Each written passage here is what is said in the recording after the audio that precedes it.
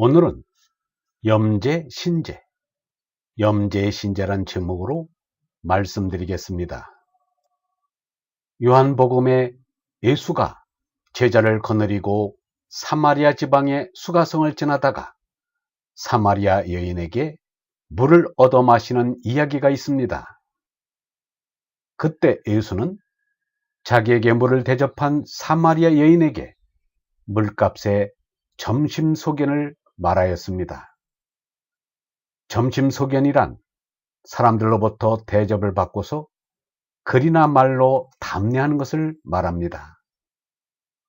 예수가 여인에게 말씀하기를 이 야곱의 우물을 먹는 이마다 다시 목마르려니와 내가 주는 물을 먹는 자는 영원히 목마르지 아니하리니 나의 주는 물은 그 사람 속에서 영원한 생명의 샘물이 솟는 샘이 되리라고 하였습니다.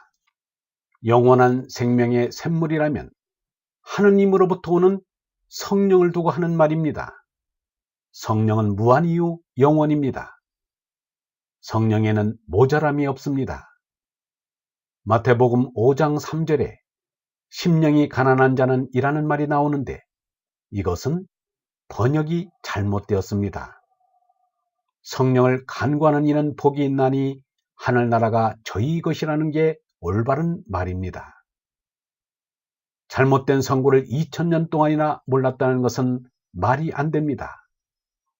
그래서 오늘날 교회가 영성이 그지없이 가난해진 것이 아닌지 모르겠습니다. 어를 구하다를 얼이 가난하다고 하였으니 그렇게 될 수밖에 없지 않은가.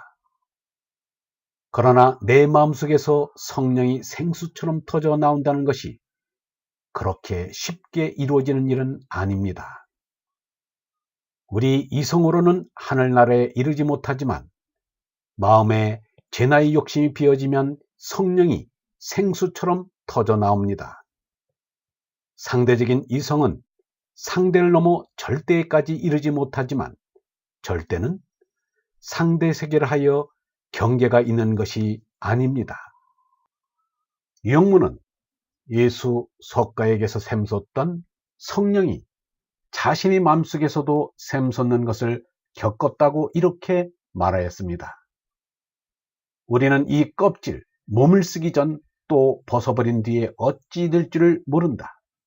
이것을 안다면 나도 거만할 수 있을 거다. 그러나 영원한 생명이 있는 것은 틀림없다. 예수 석가에게 나타났던 영원한 생명이 나에게도 나타났으니 시간, 공간을 초월하여 존재하는 것만은 틀림없다. 말씀은 하늘에서 온다.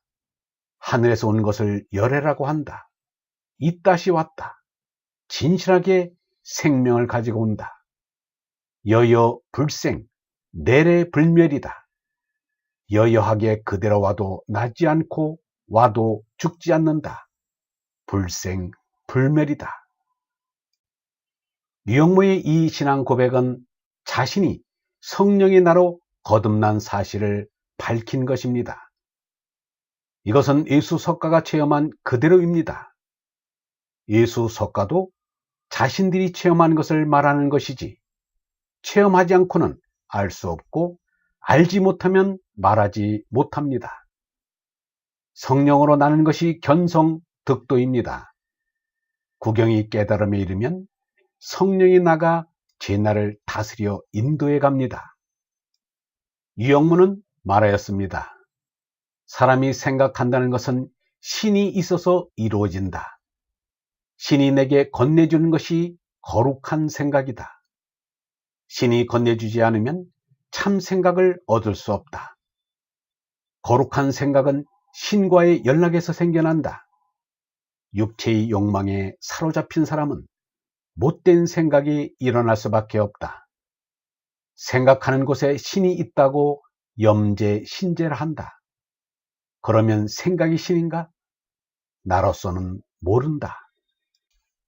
성령에 의하여 일어난 거룩한 생각은 이웃에게 말씀으로 들려주어야 합니다. 이웃 때문에 말씀이 필요합니다. 말씀을 이웃에게 알리는 것이 이웃사랑입니다. 영원한 생명을 알려주는 이상의 이웃사랑은 없습니다. 유영모는 말하였습니다.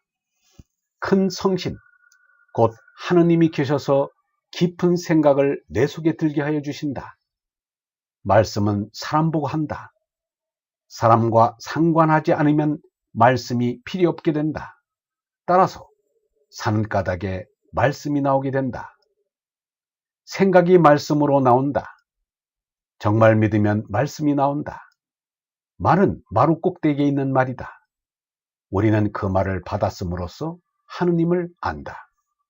그래서 말씀이다. 말은 하느님으로부터 받아서 써야 한다. 하느님과 교통이 끊어지면 생각이 결단이 나서 그릇된 말을 생각하게 된다. 정신세계에서 하느님과 연락이 끊어지면 이승의 짐승이 된다. 질척질척 지저분하게 사는 짐승이다. 그런데 사람들이 제 나에서 얼나라 손나는 것을 모르는 것은 무엇 때문인가? 유영모는 그 까닭을 이렇게 말하였습니다. 세상을 사랑하는 사람은 하느님을 모른다. 세상을 미워하는 사람에게만 하느님이 걸어온다. 하느님은 알고 싶은 생각을 일으켜준다. 그러나 사람이 이 세상 상대 세계에 빠져버리면 알이 굳어져 버리고 만다. 절대 세계를 놓고 아무것도 모르면서 무엇이든지 아는 것 같은 착각을 일으키게 된다. 그리하여 완고해지고 교만해지고 자기가 제일이라는 어리석음을 가지게 된다. 니체, 마르크스, 러셀 등이 그 대표적인 인물들입니다. 스승이 말씀을 들려주는 것과 제자가 스스로 깨닫는 것은 다른 문제입니다. 장자가 돌을 줄 수는 있어도 받을 수는 없다고 한 것은 이를 두고 한 말입니다. 예수는 제자들과 적어도 한 3년 함께 하면서 가르친 듯한데 예수가 손안을 당할 때 수제자인 베드로가 보인 행동은 바람직하지 못하였습니다. 예수가 붙잡혀가자 숨어서 스승을 모른다고 3번이나 부인하였습니다. 그것으로도 제자들의 정신성장의 정도를 헤아릴 수 있습니다. 예수가 이별의 만찬을 하고 고별의 설교를 하고 결별의 기도를 한 것도 아직 제자들의 정신이 미숙하였기 때문이라고 볼 수 있습니다. 그러나 예수는 하느님 아버지께서 이들을 돌보아 주실 것을 믿고 내가 떠나는 것이 제자들에게 유익하다고 하였습니다. 정신의 성숙은 하느님의 성령과 교통하는 것입니다. 영통을 이루지 못한 이는 아무리 나이가 많아도 어른이 못 됩니다. 어리온이라야 얼온이 곧 어른입니다. 예수는 영통을 사람이 되는 기본 요건으로 생각했습니다.